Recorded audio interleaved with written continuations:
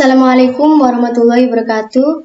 Saya Ivana Della Putri Trisno, NIM 181600156. Saya akan mempresentasikan hasil proposal skripsi saya yang berjudul Pengaruh Modal dan Tenaga Kerja terhadap Volume Produksi PT Indofood Sukses Makmur.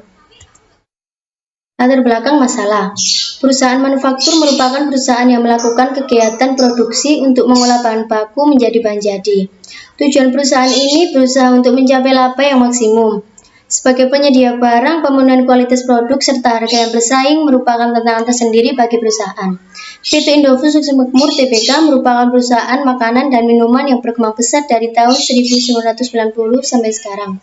PT Indofood Sukses Makmur bergerak dalam bidang industri makanan olahan, bumbu, minuman, kemasan, minyak goreng, pabrik gandum, dan pabrik pembuatan kalung tepung.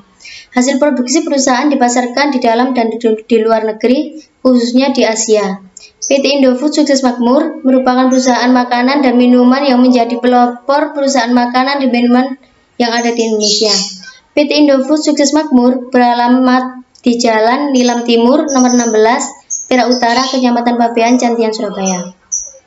Saat ini PT Indofood Sukses Makmur memiliki 20 anak perusahaan.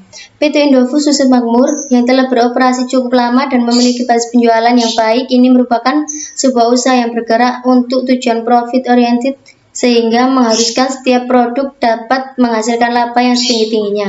Untuk meningkatkan kesejahteraan dan daya saing dengan usaha sejenis yang saat ini semakin berkembang pesat yang nantinya akan mempengaruhi kemajuan usaha. Rumusan masalah. Apakah terdapat pengaruh modal tenaga kerja terhadap volume produksi pada PT Indofood Sukses Makmur? Tujuannya, untuk mengetahui apakah ada pengaruh modal dan tenaga kerja terhadap volume produksi pada PT Indofood Sukses Makmur Tbk.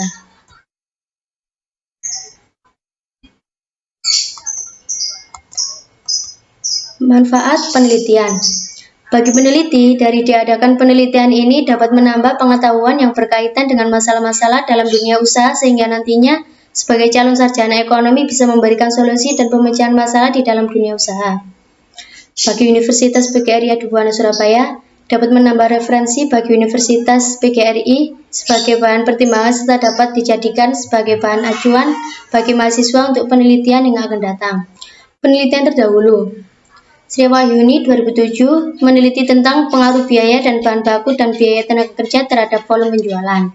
Dengan nilai determinasi dalam kurung R kuadrat sama dengan 0,448, yang berarti bahwa volume penjualan atau Y yang bergantung pada naik turunnya nilai biaya bahan baku atau X1 dan biaya tenaga kerja atau X2 sebesar 44,8%.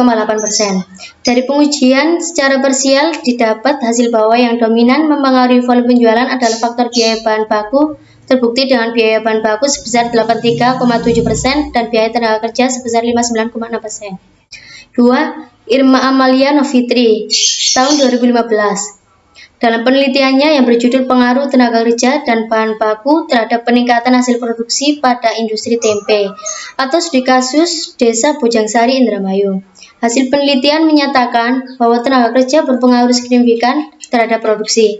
Sedangkan secara bersama-sama, atau UGF, variabel bebas terdiri dari tenaga kerja dan bahan baku mempunyai pengaruh yang signifikan terhadap produksi. Landasan teori. Dalam landasan teori ini, berisi teori-teori yang dapat mendukung judul metode penelitian dan dapat digunakan sebagai bahan pertimbangan dalam pemecahan masalah. Kerangka konseptual, modal, berarti X1, tenaga kerja, X2, dan volume produksi, variabel Y.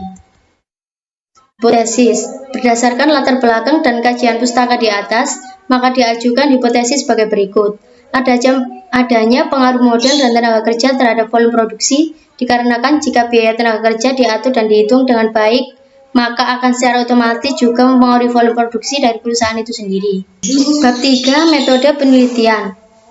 Metode penelitian terdiri dari rancangan penelitian, populasi dan sampel, variabel penelitian.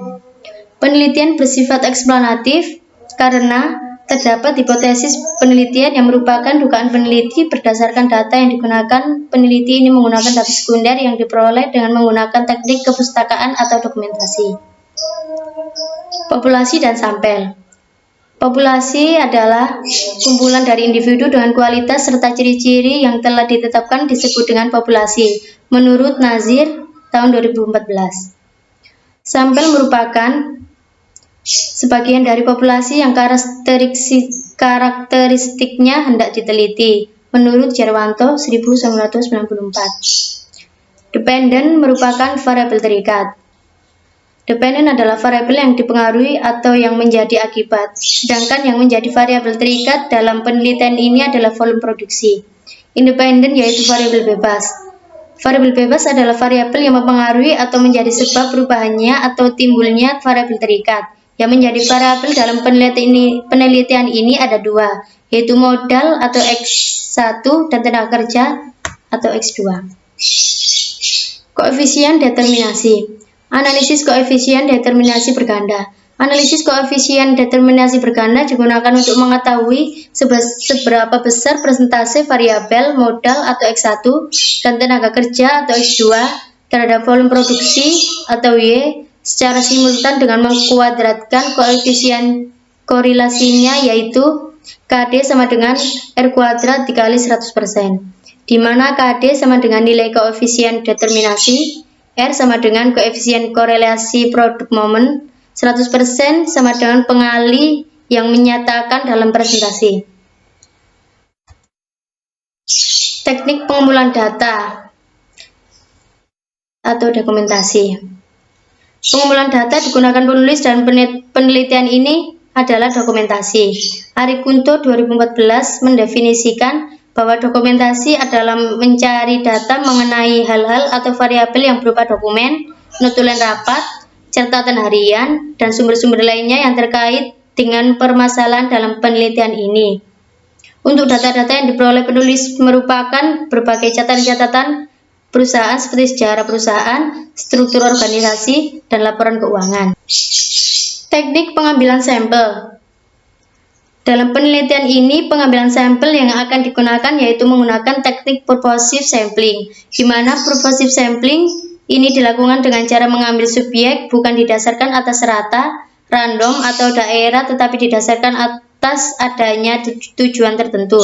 Dengan menggunakan purposive sampling, ini diharapkan sampel yang diperoleh dapat membantu penulis melakukan penelitian.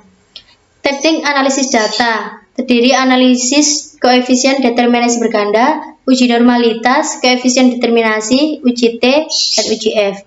Uji normalitas adalah pengujian